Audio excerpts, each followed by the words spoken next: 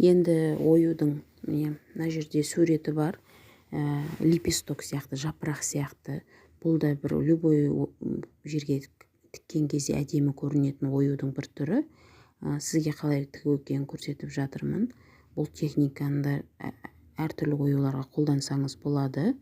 Инстаграмда, басқа парақшаларда, суреттерде көріп жүрген шығарсыз осындай әдемі оюларды.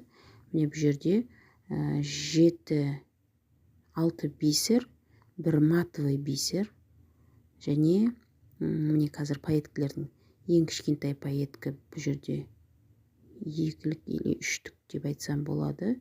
По возрастанию пайеткінің размерлері әртүрлі болған жақсы, әдемі болып көрінеді. Міне золотистый 4-тік бисер алып тұрмын, 6-лық жасыл бисер алып тұрмын. 3 бисермен осылай міне көріп тұрғаныңыздай әдемі павлиннің құйрығы сияқты переливать ететін сурет шығады. Міне 2 бисер қалдырып, 2 бисердің жанынан кіргізесіз. Қайтадан ұшына барып, манағы сызықтың қайтадан тігесіз. Міне екінші бисер. Бұл жерде тігіп жатқан, қалай тігіп жатқан көріп тұрғаныңыздай. Бұл жерде баспалдақ сияқты кезек-кезек тігіп, екі жаққа қарай тігіп отырасыз. Сол кезде осы жапырақ сияқты ою, жапырақтың сызығын көрген шығарсыздар. Сол сияқты шығады. Баспалдақ сияқты бір-бірін ступенька қылдырып артынан бастайсыз. Міне көріп тұрғаныңыздай. Бір 2 бисер қалдырсаңыз болады. Көз өлшеміңізбен ортасынан бастап тіге беріңіз. Міне сол кезде екі жаққа алып отырсаңыз бисерді. Жерде кірмей қалып жатыр қазір. Міне осылай кезек-кезек алып отырсаңыз әдемі ою шығады. Бұл тастарды манағы матовый бисердің орнына бөтен хрусталь тас алып тігуіңізге болады, бикону салып тігуге болады. Қайта-қайта тіге берсеңіз опытпен келеді негізінде. Әдемілік өзіңіз фантазияңызбен әртүрлі түсте, әртүрлі тастармен көмкеріп әдемі қылып тіге берсеңіз болады. Мен бұл жерде көп үлкен размерлік тастарды қолданып тұрған жоқпын, өйткені орамалға жеңіл болғанын керек. Бастан қайта-қайта сырғып түсіп кетпес үшін. Сондықтан бисердің әртүрлі цветтерін алып жатырмын. Егер кәжекей басқа бір плотный мата болса, болмаса орамалдың өзінің матасына тігілетін болса, 3-тік, 4-тік кристалл тастарды алуыңызға болады. Бірақ пока бірінші рет осындай бисерлермен де тігіп үйреніп алғаныңыз жақсы.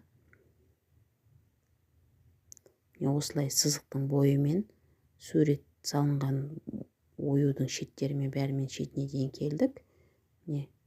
Аяқтап жатырмын. Қазір көрсетем қалай аяқталатын. Сол кезде жапырақ тәріздес лепесток дейді, сондай узор шығады.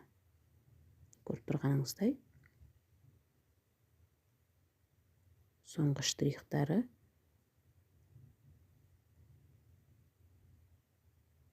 Не болды? Енді соңғы бұрышын шығардым. Сол кезде қарасаңыз жапырақ тәріздес ою шықты. Көріп тұрғаныңыздай бастапқы оюға дәл ұқсайтын болып шықты. Ендігі ою, маңдайындағы ою. Бұл жерде пайеткілер көп қолданады.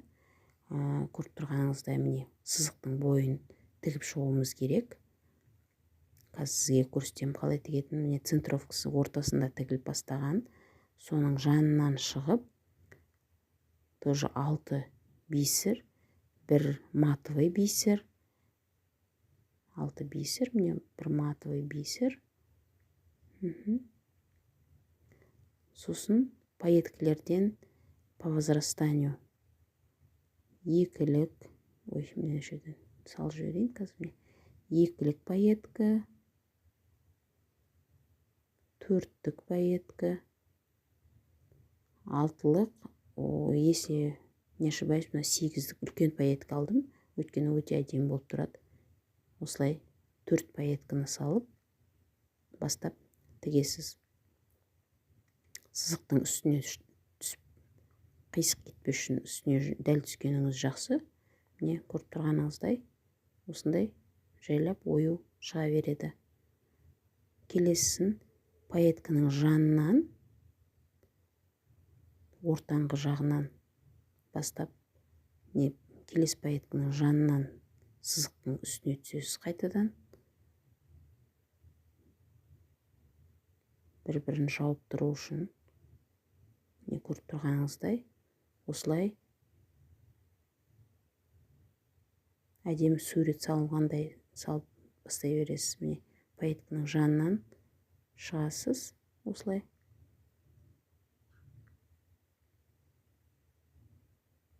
қайта-қайта тартып отырыңыз.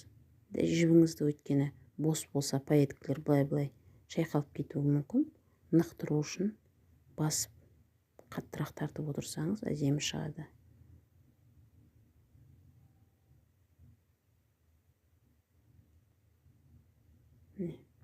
Осылай жанынан тігіп ары қарай тіге бересіз.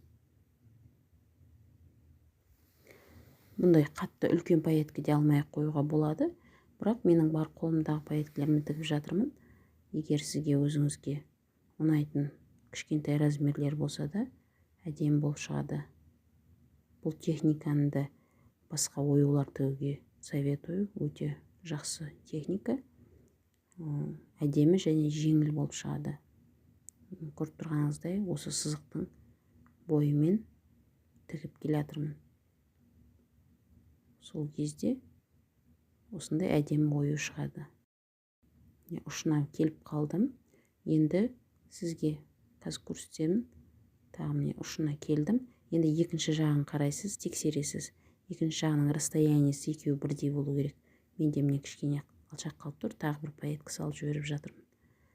Сол кезде міне артында осылай тартып тұрып пайеткасы шығып кетпес үшін қайталап 3-4 қайталап тігіп жіберіп түйіндеп аласыз. Осымен ою техникасы аяқталды.